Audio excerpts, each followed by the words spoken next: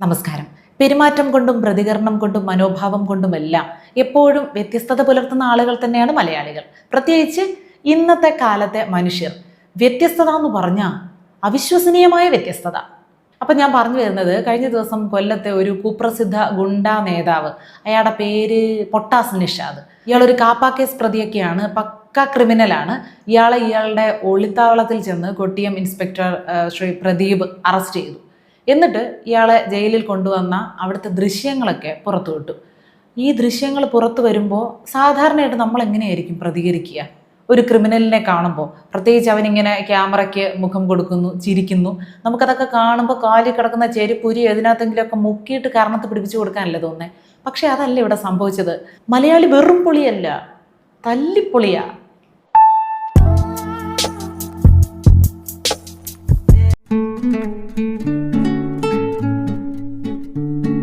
അപ്പോൾ നമ്മുടെ യുവതലമുറയുടെ ഭാഗത്തു നിന്നും ഇയാൾക്ക് നേരെ ഉണ്ടായിട്ടുള്ള പ്രതികരണങ്ങൾ നിങ്ങൾക്ക് കേൾക്കണ്ടേ? കൂടുതലും പെൺകുട്ടികളാണ് കേട്ടോ.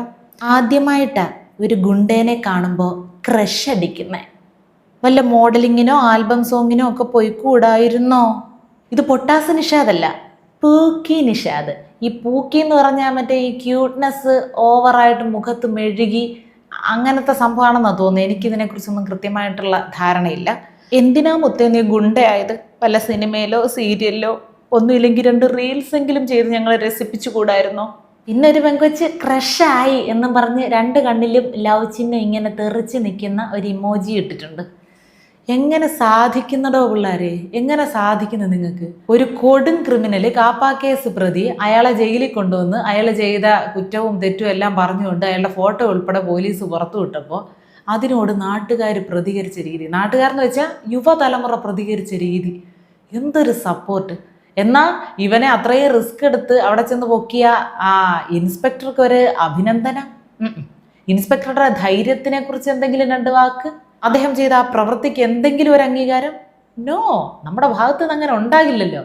ഇപ്പം ഈ കള്ളു കുടിച്ച് നടക്കുന്നവന്മാരെയും ലഹരി അടിച്ച് നടക്കുന്നവന്മാരെയും ബൈക്കിലും കാറിലും ഒക്കെ ഒരു നിയമവും പാലിക്കാതെ, ഹെൽമെറ്റും വെക്കാതെ, സീറ്റ് ബെൽറ്റും ഇടാതെ ഓവർ സ്പീഡിൽ എന്തോ ഒരു ഷോയ്ക്ക് വേണ്ടി പാഞ്ഞു പറിച്ച് നടക്കുന്നവന്മാരെയും കുളിക്കാത്തവന്മാരെയും ഈ അണ്ടർവെയർ കാണിച്ചുകൊണ്ട് പാൻറ് കാത്തിടുന്നവന്മാരെയൊക്കെ മതി. എന്തൊരു കാലം! ഏതെങ്കിലും ഒരു പാവപ്പെട്ട യുവാവ്, പാവപ്പെട്ടാന്ന് ഞാൻ ഉദ്ദേശിക്കുന്നത് ആർക്കും ഉപദ്രവത്തിന് പോകാത്ത ഒരു യുവാവ്, കുടുംബമൊക്കെ നോക്കി, അവൻ ഒരുപാട് ബോഡി മസിൽസും വലിയ പിരിയം മീശയും ഒന്നും കാണത്തില്ല. അവൻ സാധുവായിരിക്കും, സ്വന്തം കുടുംബത്തെ പക്ഷെ നോക്കുന്നുണ്ടായിരിക്കും. അവർക്കൊന്നും ആരാധകരും ഇല്ല, അത്തരക്കാരെ ആർക്കും വേണ്ട. പുച്ഛ, എനിക്ക് എന്തിന് കൊള്ളാം. പക്ഷെ ആരുടെയെങ്കിലും അടിനാവി കലക്കിയിട്ടാണെങ്കിലും അവൻ്റെ കയ്യിലിരിക്കുന്നത് പിടിച്ച് പറിച്ചുകൊണ്ട് ആ കാശിന് ബ്യൂട്ടി പാർലറിൽ കയറി ആ മുടിയും മുഖമൊക്കെ ഒന്ന് മിനുക്കി വല്ലവൻ്റെ ബൈക്ക് മോട്ടിച്ചുകൊണ്ടാണെങ്കിലും അതും കൊണ്ട് ഇറങ്ങുന്നവന്മാരെ കാണുമ്പം ക്രഷ്. വേറൊരു വിവരദോഷി പറയുക, അവൻ ഗുണ്ടെന്ന് അവനെ വിളിക്കരുത്, അവൻ ചങ്കുറപ്പുള്ളവനാണെന്ന്. എങ്ങോട്ടാണോ എന്തോ പോകുന്നത്, മനുഷ്യരുടെ ചിന്താഗതി പോകുന്ന പോക്കാണ് ഞാനീ പറയുന്നത്. നമ്മുടെ പെൺകുട്ടികളിലൊക്കെ പ്രത്യേകിച്ച് എന്തൊരു അധപ്പതനമാണ് നിലവാരത്തിൽ ഉണ്ടായിരിക്കുന്നത്. എല്ലാവരെക്കുറിച്ചും ഞാൻ പറയുന്നില്ല, കുറേ പേർക്ക്. ഈ മമ്മൂട്ടിയുടെ ഒരു സിനിമ ഇറങ്ങിയല്ലോ, ഒരു തൊലിഞ്ഞ സിനിമ, കളങ്കാവൽ എന്ന് പറഞ്ഞ്. അതിനെ ആദ്യം തൊട്ടേ വിമർശിച്ച ആളാണ് ഞാൻ. ആ സിനിമ കാണുന്നതിന് മുമ്പേ അതിനെ ഞാൻ വിമർശിച്ച ആളാണ്. കാരണം ഇങ്ങനെ കത്തിക്കാത്ത സിഗരറ്റ് ഒരു പല്ലിൽ നിന്ന് അടുത്ത പല്ലിലേക്ക് കടിച്ചു പിടിച്ചുകൊണ്ട് നിൽക്കുന്നു. അതിൻ്റെ കൂടെ വൈറലായ ഒരു ഡയലോഗ്, ലോകത്ത് ഏറ്റവും സുഖമുള്ള കാര്യം മനുഷ്യനെ കൊല്ലുന്നതാണ്, മനുഷ്യനെ കൊല്ലുമ്പോഴാണ് ഏറ്റവും സുഖം കിട്ടുന്നത്. അത് പറയുന്ന ആരാ? ഒരുപാട് ഫാൻസ് ഉള്ള ഒരു ഹീറോ അല്ലേ? സിനിമയായിട്ട് കാണുമെന്ന് ഒരു വശത്ത് ഇവർ പറയുന്നു, അതിൻ്റെ കൂടെ തന്നെ പറയുന്നത് ഇതൊക്കെ മനുഷ്യർക്കൊരു അവയർനെസ്സിന് വേണ്ടിയിട്ടുള്ള സിനിമയാണ്. ആളുകൾ ഇങ്ങനെ ദുഷിച്ച ആളുകൾ നമുക്കിടയിലുണ്ട്, പലതരത്തിൽ പ്രേമവും സ്നേഹമൊക്കെ കാണിച്ച് നമ്മുടെ അടുത്ത് കൂടും, പെണ്ണുങ്ങളൊന്നും അതിൽ ചെന്നിൽ വീഴരുത്, അങ്ങനെ ഒരു മെസ്സേജ് കൂടി തരുന്നുണ്ട് ഈ സിനിമ എന്നൊക്കെ പറയുന്നതിൻ്റെ കൂടെ തന്നെ ഇത്തരം മനുഷ്യരുടെ മനസ്സിലേക്ക് പച്ച കുത്തുന്നത് പോലെ ആഴ്ന്നിറങ്ങുന്ന തരത്തിലുള്ള ഡയലോഗുകൾ ഉണ്ടാക്കുന്നതിലൂടെ എന്താണ് സ്ക്രിപ്റ്റ് റൈറ്റർ ഉദ്ദേശിക്കുന്നത്? അതിനെയൊക്കെ പ്രോത്സാഹിപ്പിക്കുന്നതിലൂടെ പ്രൊഡ്യൂസറും ഡയറക്ടറും ഈ അഭിനേതാവും ഒക്കെ എന്താണ് ഉദ്ദേശിക്കുന്നത്? ഏറ്റവും ഒരുപാട് മനുഷ്യർ ഇഷ്ടപ്പെടുന്ന ഒരാൾക്ക് വില്ലൻ പരിവേഷം കൊടുക്കുകയാണ്. അപ്പോൾ വില്ലനെ ആരാധിക്കുന്ന ഒരു വലിയ ശതമാനം ആളുകൾ ഇവിടെ ഉണ്ട്. ആവേശം സിനിമയ്ക്ക് ഇത്രയും ഹിറ്റായത് എന്തുകൊണ്ടാണ്? അതിലെ പാട്ടിൻ്റെ ലിറിക്സ് ഒന്നും നമ്മൾ മറന്നിട്ടില്ല. കട്ട ചോര കൊണ്ട് ജ്യൂസ് അടിച്ച് സോഡാ സർബത്തെന്ന്. ഏതവൻ എഴുതി വിടുന്നെന്നറിയില്ല. ഇതൊക്കെ പാടിക്കൊണ്ട് നടക്കുന്നത് ആരാന്നറിയോ? കൊച്ചു പിള്ളേർ. ഒരാളുടെയും പുറമേയുള്ള സൗന്ദര്യം കണ്ട് നിങ്ങൾ അവരെ വിലയിരുത്തരുതേ. ഈ കൊറിയൻ ഫാൻസിൻ്റെയൊക്കെ പ്രശ്നം അതാണ്. ഇങ്ങനെ കാണാൻ കൊള്ളാവുന്നവരെല്ലാവരും സ്വഭാവത്തിൽ നല്ലവരായിരിക്കും എന്നൊരു തെറ്റിദ്ധാരണ ബ്രെയിൻ ഉണ്ടാക്കിയെടുക്കുന്ന തെറ്റിദ്ധാരണയാണ്.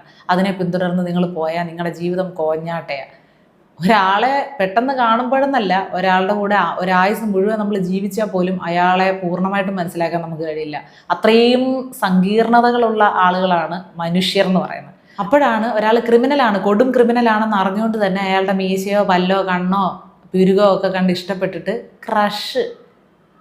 മനുഷ്യത്വം ഇല്ലാത്തവന്മാരാണ്, മറ്റുള്ള മനുഷ്യരെ ഉപദ്രവിച്ചുകൊണ്ട് ഉപജീവനം നടത്തുന്ന ആളുകളാണ്.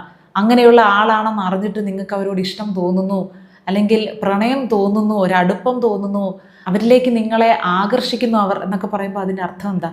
അപ്പോൾ അവനാണോ ക്രിമിനൽ, നിങ്ങളാണോ? സ്വാമി വിവേകാനന്ദ പണ്ടേ പറഞ്ഞു വെച്ചിട്ടുണ്ട് ഭ്രാന്താലയമാണെന്ന്, ഭ്രാന്താലയം.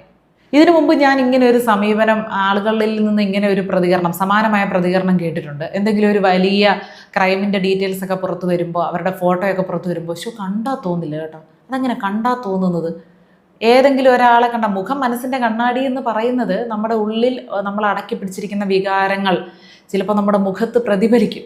അതുകൊണ്ടാണ്. അല്ലാതെ ആരെങ്കിലും ഒരാൾ നല്ല മേക്കപ്പ് ഒക്കെ ചെയ്ത് നിങ്ങൾക്ക് ഇഷ്ടപ്പെട്ട രീതിയിൽ ഡ്രസ്സൊക്കെ ചെയ്ത് നിങ്ങളുടെ മുന്നിലേക്ക് വന്ന് നിന്നാൽ അയാൾ നല്ലതാണെന്ന് നിങ്ങൾ ഒറ്റയടിക്ക് എങ്ങനെയാണ് പറയുന്നത്? അയാളെ കണ്ടാൽ അങ്ങനെ ചെയ്യുമെന്ന് തോന്നുന്നില്ലല്ലോ എന്ന് പറഞ്ഞ് ന്യായീകരിക്കുന്നതിൻ്റെ യുക്തി എന്താ?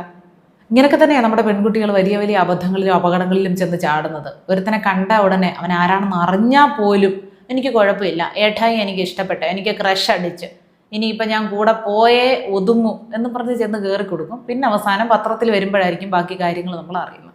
ഈ വാർത്ത കണ്ടപ്പോൾ ഇത്രയെങ്കിലും പറയാതിരിക്കാൻ എനിക്ക് കഴിഞ്ഞില്ല. അതുകൊണ്ടാണ് പറഞ്ഞത്. നിങ്ങൾക്ക് എന്താണ് തോന്നുന്നത്? അതോ വെറും കമൻറ്റായിട്ട് മാത്രം കണ്ടാൽ മതിയോ? സമൂഹത്തിൻ്റെ ഒരു മനോഭാവമായിട്ടോ കൂടുതൽ പേരുടെ അഭിപ്രായമായിട്ടോ അത് കണക്കാക്കേണ്ടെന്നാണോ നിങ്ങൾ പറയുന്നത്? അതൊക്കെ നമ്മുടെ കമൻറ്റ് ബോക്സിൽ പറയാം.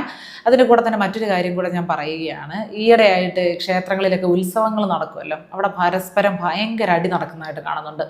സ്ത്രീകൾ തമ്മിൽ അടി. കഴിഞ്ഞ ദിവസം എന്താ തോക്കൊക്കെ ചൂണ്ടിയുള്ള ഓരോ ഷോയൊക്കെ കണ്ടു.